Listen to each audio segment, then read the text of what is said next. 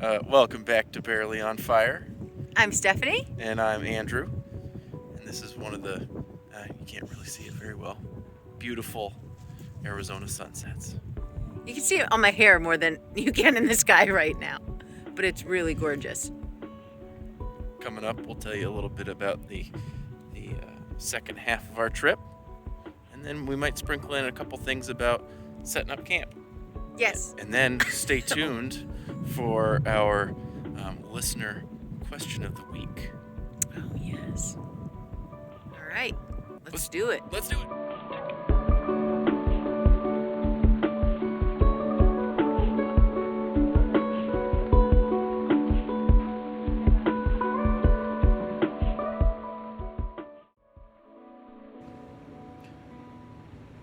So, you and me. So, for the second half of the trip. So, the first half of the trip, we were in New Orleans for the first couple nights, and then Houston for 2 nights. And then the second half of the trip was more like one night in every spot. So, as we mentioned, it's great to do a little bit shorter of travel days when you're only doing one night in each spot, because then you can just explore 1 or 2 things. Do like a hike or like visit 1 or 2 landmarks or state parks or whatever. So the short days are really integral there. So from Houston, our first stop was Sonoma. Sonora, Texas. Sonora, Texas. Sonora, Texas. And we went to this we sat outside at this random little Mexican spot.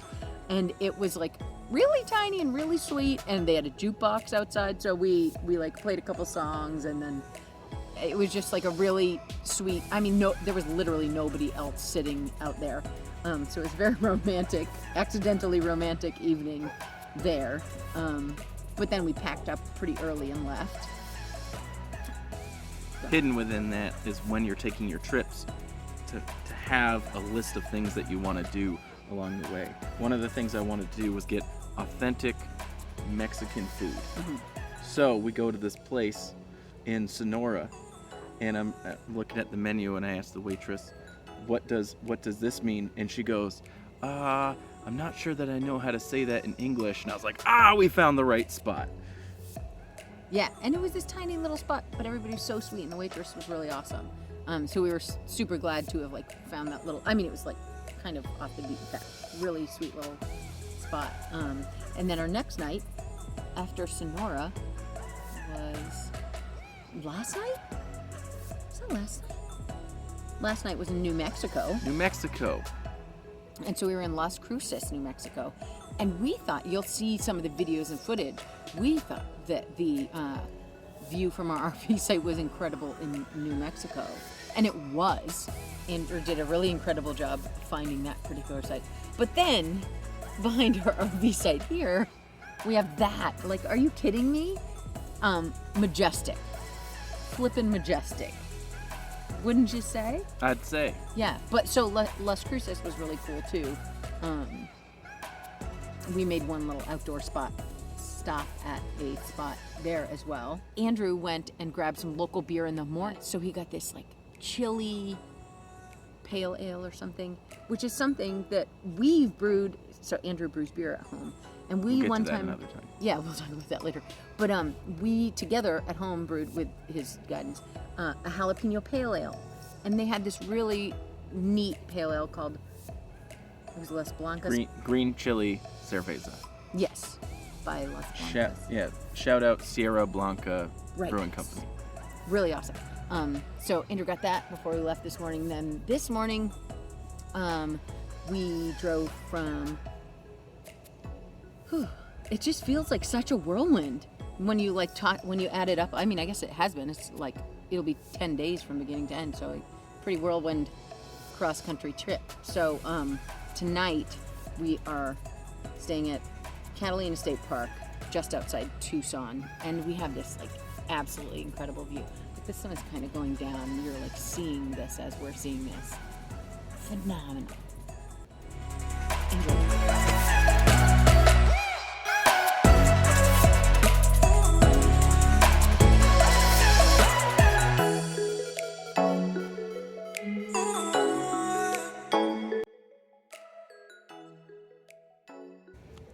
So how are we able to travel and still make money and make this happen? We've only been doing it for 4 months, but the way we've been doing this, Stephanie's able to work remotely at her job, and I recently became a travel nurse, and I'm taking assignments from place to place. And our overall philosophy has been finding locations where we have connections, family, and we're able to make memories that we otherwise wouldn't have been able to do. Like, what other time would we have been able to go to Florida for any extended period of time? When would we have been able to go to Arizona for any extended period of time? Been able to pick up a contract in Florida, wonderful time. Been able to pick up a contract in Arizona, really looking forward to it. But at the same time, really excited to see family there too. Travel nursing. Mentoring program manager, currently able to work remotely. COVID. But as in this changing world that we've been in, more remote jobs have cropped up.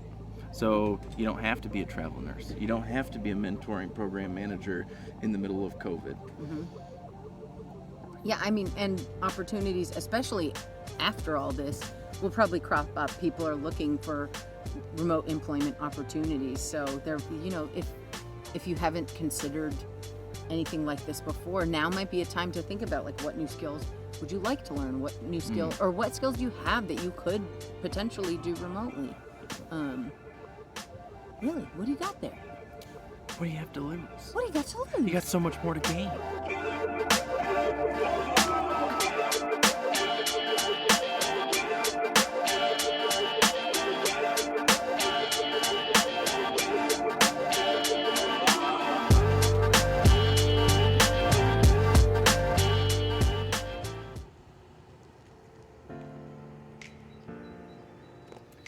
One thing that we've learned in this trip is the difference between different parks.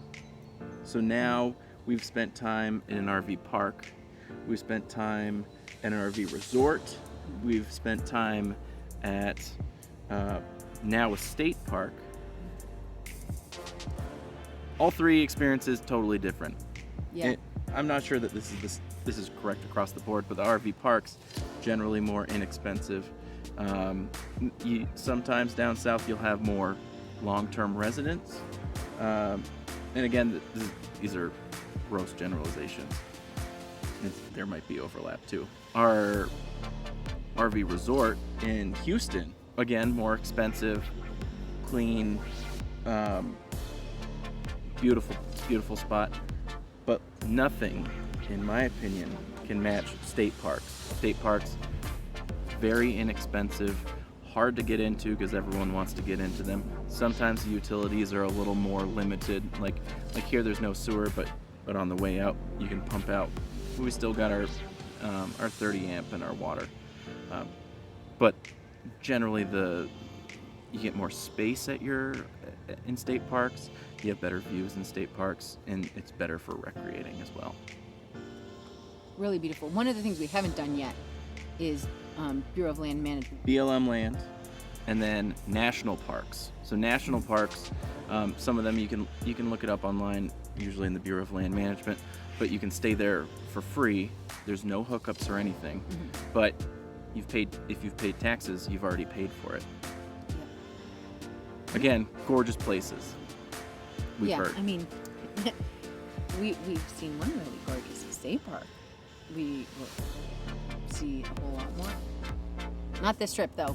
We're This coming is our back last here. one. We're certainly going to come back here. I mean, look at that. Can't handle it. We did end up seeing a little coyote while we were walking there. We gave it plenty of space, but it was pretty cool to witness. This is at Catalina State Park as well. And the view from the top of our little hike was out of this world. So on day 10, we arrived in Yuma. And the weekend we arrived, we took a hike up Telegraph Pass. You'll see a couple of videos of the view here. And then Andrew's going to tell you a little bit about us setting up our RV to stay here for the next couple months. You can never. Anyways.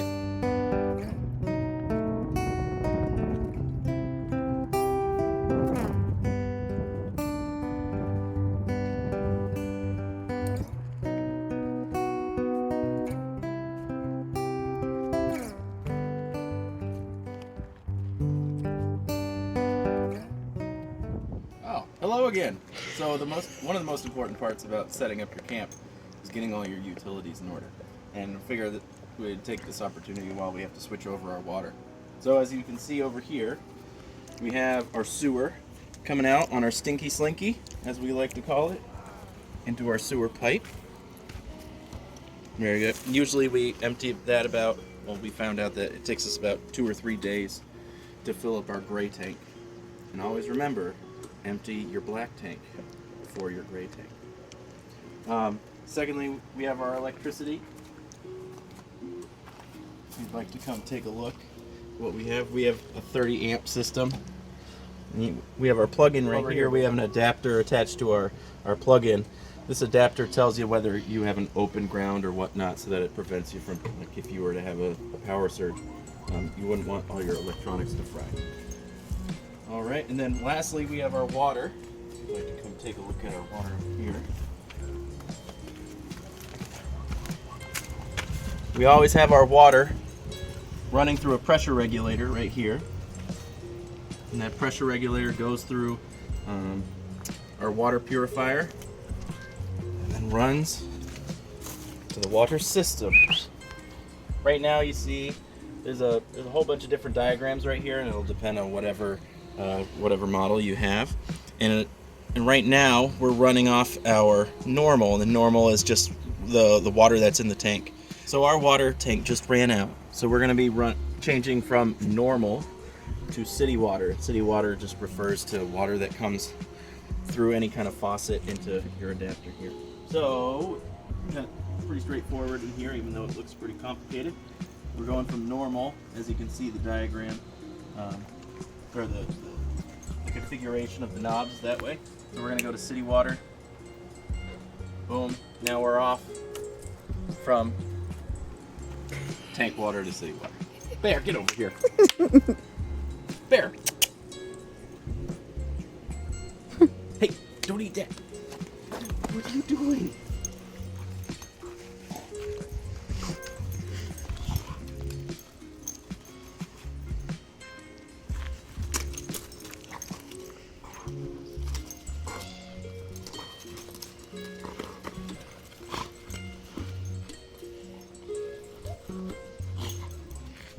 What's a grown man still playing with Legos for?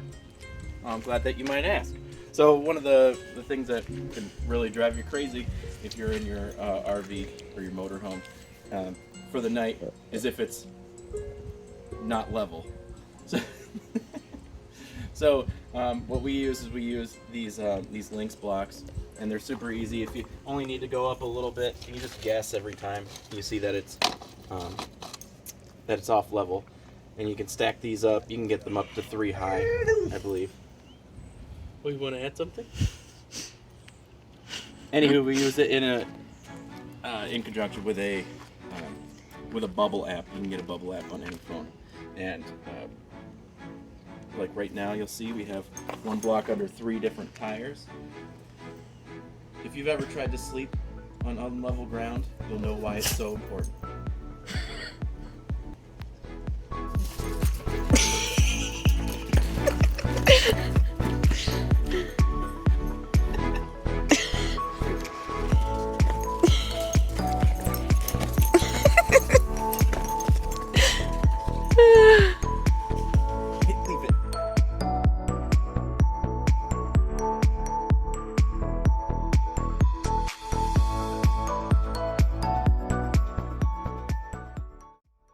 Hey, so after the utilities being all settled, and after your RV is level, the other things aren't quite as important.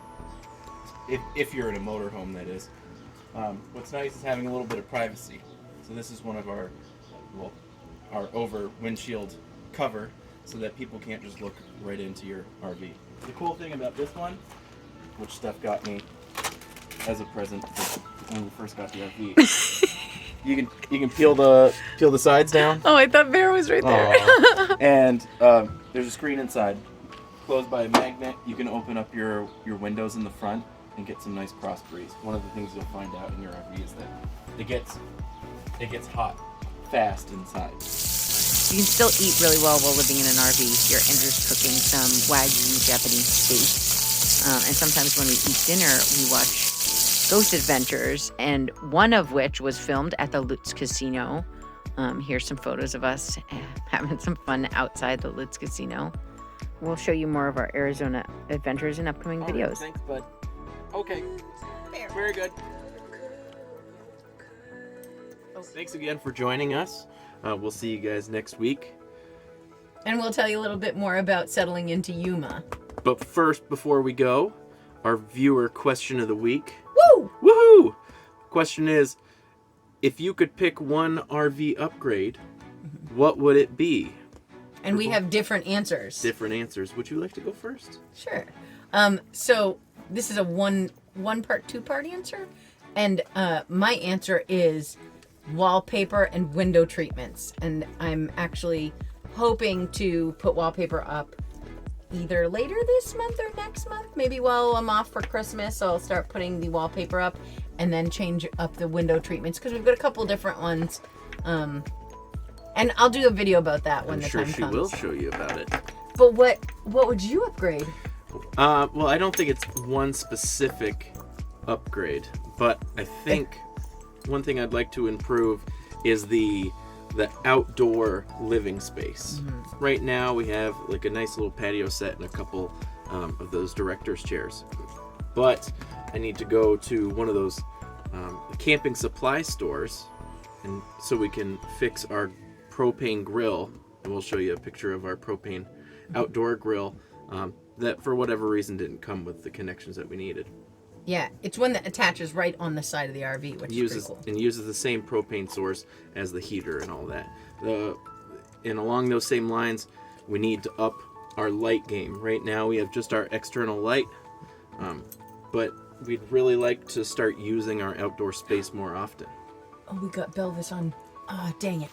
He had his Elvis lip. Sorry. Shucks. Improving our light game. When you're using your RV, you have to use your space as well as you can. And one way to make your RV feel bigger is to not be inside of it and use the outdoor space. Keep your questions coming. We'll get to yours next week. Feel free to leave them below in the comments. Can't wait. Cool. Thanks again for watching. See ya. Bye. What you looking at, Bear? This is the neighborhood watch.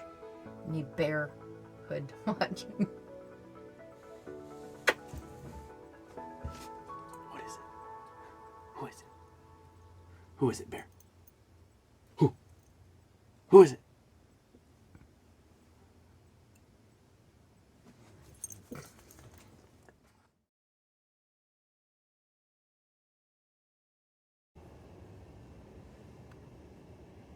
Look at it. Look at it.